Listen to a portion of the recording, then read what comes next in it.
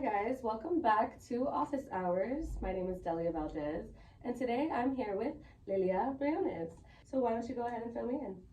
Sure. So I teach psychology here at MSJC San Jacinto campus. I started here in 2022, and on my way into that fourth year that we all strive for as full-time faculty. What made you decide on psychology as your pathway? Initially, I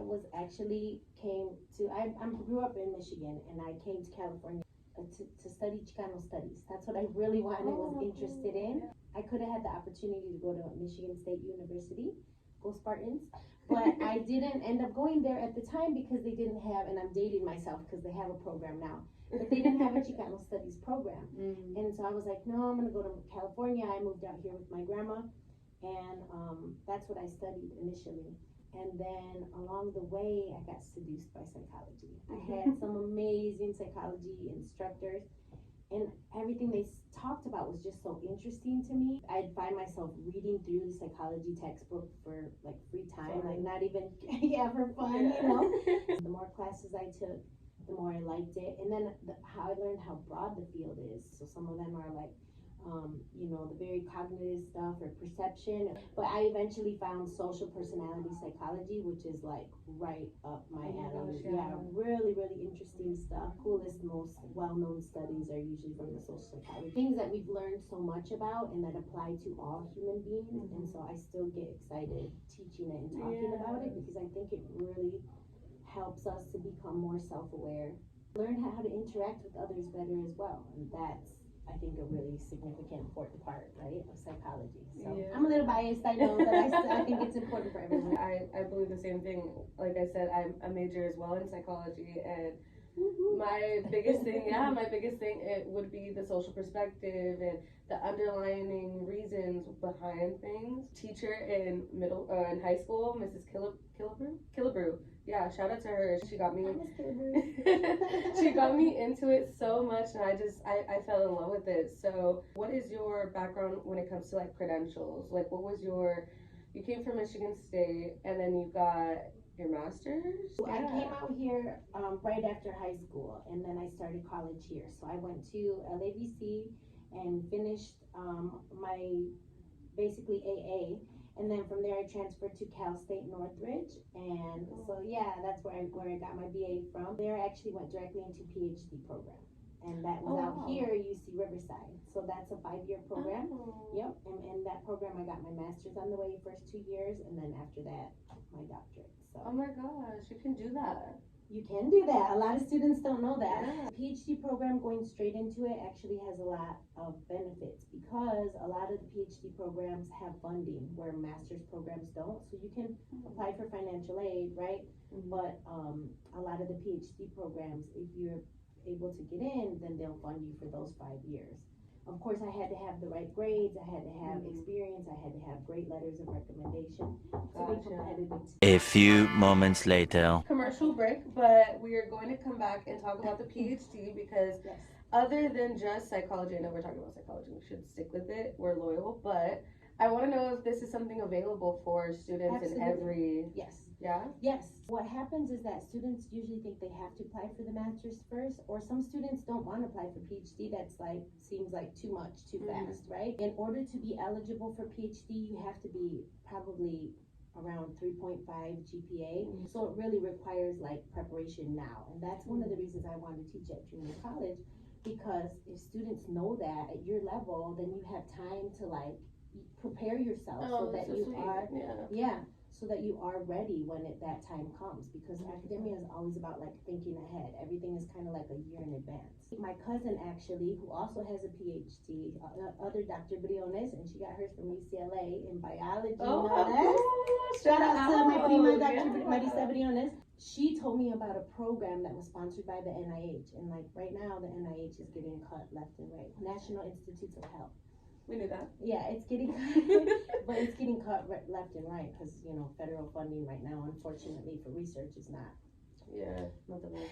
Not the best. At the time, there was a program sponsored by the NIH, and it was really focused on groups that are underrepresented in the sciences. And so women and Latinos are both, represented of that. As a matter of fact, of all of the doctoral degrees granted in the US, only 1% of them go to Latinas. Yeah, there's a need, right? Yeah. And so I got into this program. It was called Mentoring Access to Research Careers, the MARC program. We were hooked up as undergrad. We were hooked up with a faculty mentor. We worked on our own research. We had to come in on like Fridays when everybody else already started their weekend, when they're at school. It made me much more competitive. They taught us how to apply for, the programs, the different types of letters you'd have to write, how to go and see your professors and build up a relationship with them so they can eventually write you a strong letter of recommendation. Volunteering opportunities, for example. Part of the reason I got accepted into the PhD program is because I had gone away and done the summer institute at the university at UCR. It was an 8-week program, and I had to conduct my own research while I was there. Doing that as an undergrad, makes you look competitive. Like you're getting into a research program, but you have actual, experience with research. I never would have known any of those things if it hadn't been for that program. And it was just because my prima was like, oh, I'm in this program and they give you priority registration, which at the university is like key, to get the classes you want. Basically kept following in those footsteps, and it was hard, it was difficult, right, to keep my grades up and to keep focused on it when there's so many different social things pulling you in different directions. Especially in university, I'm so scared. You'll do fine. It's all about balance. You like to stay busy and stay involved. 100%. So you're gonna have a bunch of opportunities, and that'll kind of fulfill the social part too, without you having to go to the club. You know what I mean? You'll do it in more sort of productive ways. Yeah, so that was my journey. That's what I did. And then the same place that I interned during the summer, that's where I got accepted to the grad program. And I got it was paid for, it covered the whole thing. Really? Because I had the grades and I had, that's the such a cool opportunity. Yeah, so now I feel like my most important job is to give back, to mentor students, to let them know, because so many people don't know. And the other thing is that, if you get the master's, then that makes you more competitive if you eventually do want to go to PhD.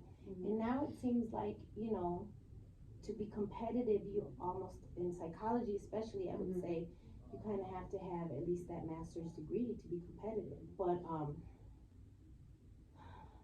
what was I going to say?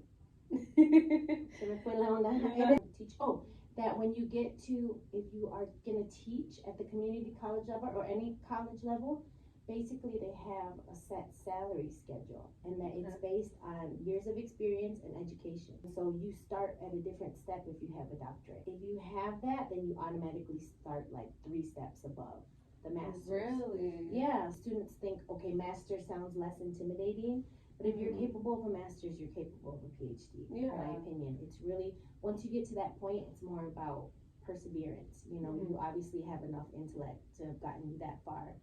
The rest is just about really sticking with it, Yeah, that it's the difference between the growth mindset, right, and the fixed mindset. Absolutely. You seem very encouraging. A lot of your information right now definitely was like very encouraging. That's what we want, right? That's what we need, people in these spaces that can encourage the next generation. And that's my favorite part of my job. Like, I was just gonna ask. Oh my God. Like teaching is fun because I like to share, the information that I have.